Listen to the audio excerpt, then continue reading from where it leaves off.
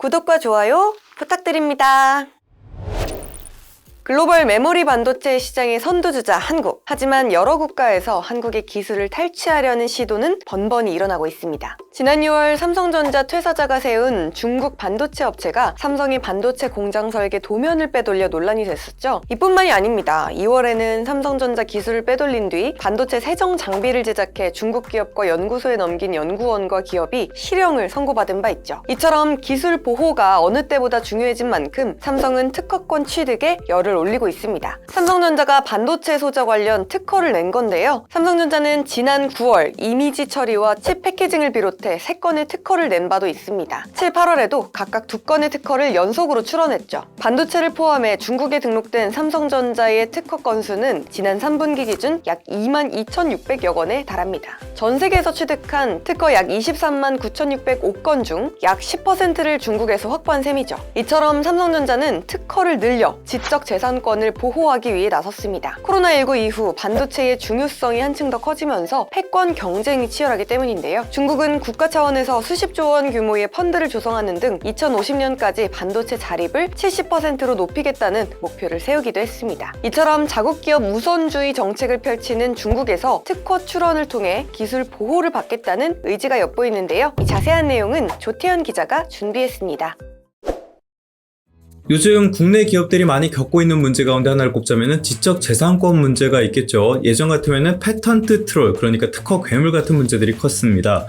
대표적인 게 미국의 램버스 같은 회사들이 있는데 지금은 그쪽보다는 기술 유출, 기술 탈취 이런 문제가 더 심각하게 우리에게 다가오는 것으로 보입니다. 아무래도 미중 갈등 속에서 반도체에 대한 기술의 중요성이 커지다 보니까 우리나라 기업들 대상으로는 이 반도체 기술 탈취 이 문제가 굉장히 심각해 보이는데요. 그래서 삼성전자가 택한 방법은 뭐냐? 바로 중국에서 일단 반도체 특허를 출원하는 방법으로 한다는 겁니다. 지금 중국에서 삼성전자가 등록한 특허가 한 2만여 건 정도가 된다고 해요. 전 세계 특허 가운데 10% 수준이라고 하는데 아무래도 국내 기업에서 반도체 기술을 자꾸 빼가려고 하는 기업들이 대부분 중국 기업들이다 보니까 중국에서 반도체 특허를 출원해서 이런 것들을 방어하려는 차원으로 이해를 해볼 수가 있겠습니다. 최근에 문제가 된 회사는 바로 여기입니다. CXMT라고 되어 있는데요. 창신 메모리로 더 알려져 있는 회사죠. 2016년에 설립된 반도체 회사인데 중국에서 최초로 D램을 양산한 회사이기도 합니다. 여기에 16나노급 D램 기술을 유출한 혐의로 최근에 삼성전자 전 부장에 대해서 최근에 검찰이 구속영장을 청구했다고 해요. 이걸로 삼성전자가 입은 피해가 조단이라고 하고 그것보다는 우리나라와 중국과의 반도체 기술 격차가 줄어드는데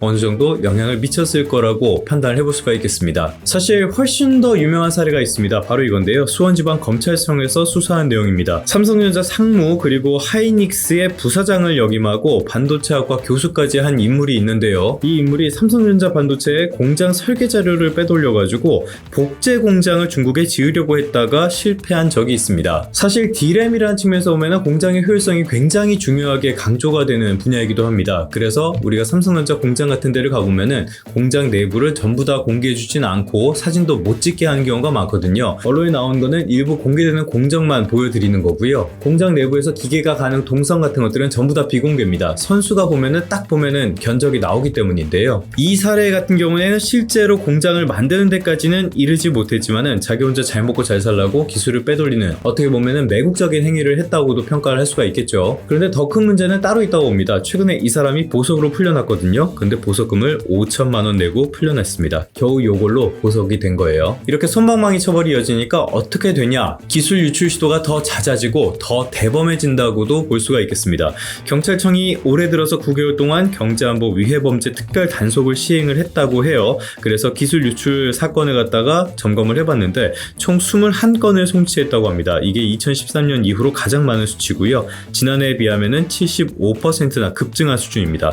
어떤 기술들이 많이 피해를 봤냐? 디스플레이가 8건으로 가장 많았고요. 역시 반도체가 3건 이렇게 있었습니다. 특별 단속을 벌여서 이 정도니까 오히려 특별단속 이전에는 더 많은 사례가 있었을 수도 있고요. 또 적발되지 않은 사례들도 존재한다고 보는 게 합리적인 추론이겠죠. 결국에 장기적으로 봤을 때는 국가 경쟁력을 기술 유출 같은 것들이 좀먹고 있다라고 볼 수 있는 부분입니다. 문제는 처벌이라고 할 수 있는데요. 앞서서 말씀드렸던 5천만 원 보석 사례도 그렇고요. 어떤 제도가 확실하게 기능을 하기 위해서는 처벌이 강하게 이루어져야 되는데 여러 가지 분야에서 그런 부분들이 좀 잘 안 되고 있습니다. 법률상 기술 유출에 대한 처벌은 15년 이하 징역이나 15억 원 이하 벌금이긴 한데요. 실제 양형 기준은 1년에서 3년 6개월 정도에 그치는 수준입니다. 이 정도라면 감경 사유까지 고려한다면 실형을 보기가 어려운 수준이라고 할 수가 있겠죠. 물론 우리는 대륙법 체계라서요. 영미법에 비해서는 처벌 같은 게 약한 수준이긴 하지만은 과연 이 정도 처벌로 우리의 기술을 제대로 보호할 수 있을지 굉장히 의문이 드는 부분입니다. 관련 법 체계의 보완이 시급해 보입니다.